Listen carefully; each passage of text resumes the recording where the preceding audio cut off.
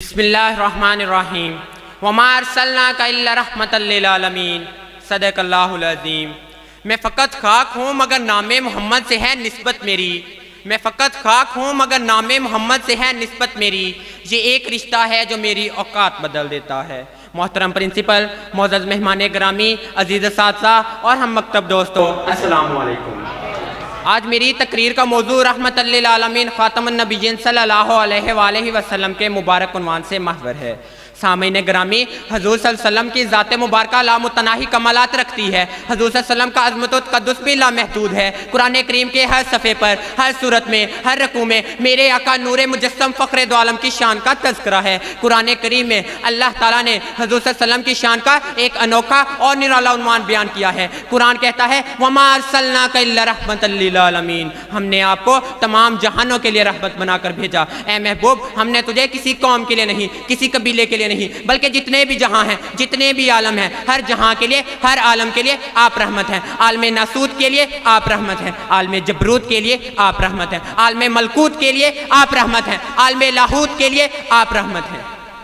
وہ ہر عالم کی رحمت ہیں، کسی عالم میں رہ جاتے، وہ ہر عالم کی رحمت ہیں، کسی عالم میں رہ جاتے، یہ ان کی مہربانی ہے کہ یہ عالم پسند آیا۔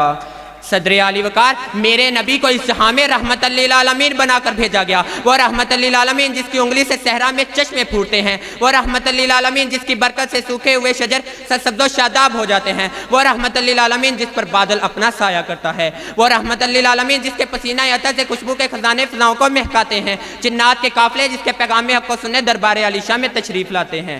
صدر ذی وقار، مقام محمود جس کے انتظار میں ہو، شفاعت کبریٰ جس کے انتظار میں ہو، جنت بن سور کا جس کے انتظار میں ہو، اسی رحمت للعالمین کو طائف کے میدانوں میں پتھر مارے گئے، مگر آپ کی زبان سے ایک بد دعا تک نہ نکلی، بلکہ بقول قلندر لاہوری دعا مانگی الہی قوم کو چشمے بصیرت دے، بے خبر ہیں بیچارے تو انہیں نور ہدایت دے۔ صدر علی وقار، وہ رحمت للعالمین جو احد کے پہاڑوں میں دندان مبارک شہید کروا کر مسکرانے والا، وہ اپنے چچا امیر حمزہ کے قاتل کو معاف کرنے والا۔ صدر علی وقار، وہ رحمت للعالمین جو امت کی بخشش کے لیے سجدوں میں روتا رہا۔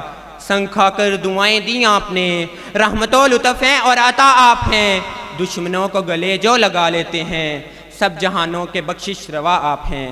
سامعین محترم، مجھے کہنے دیجئے، سورج میں چمک میرے نبی کی رحمت ہے، چاند میں چمک میرے نبی کی رحمت ہے، تمام نبیوں کی نبوت میرے نبی کی رحمت ہے، صحابہ کرام کی رفعت و مرتبت میرے نبی کی رحمت ہے، ابو بکر کی صداقت، عمر کی عدالت، عثمان کی سخاوت، علی کی شجاعت میرے نبی کی رحمت ہے۔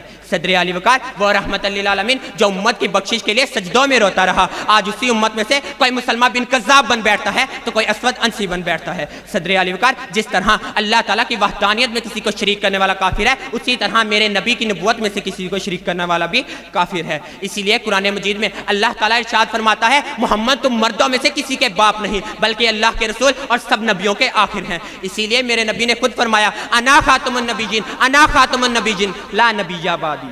صدر علی وقار، کچھ لفظوں کی قلت ہے تو کچھ وقت کی کمی، اسی لیے میں اپنے بکھرے ہوئے الفاظوں کو سمیٹ کر اجازت چاہوں گا۔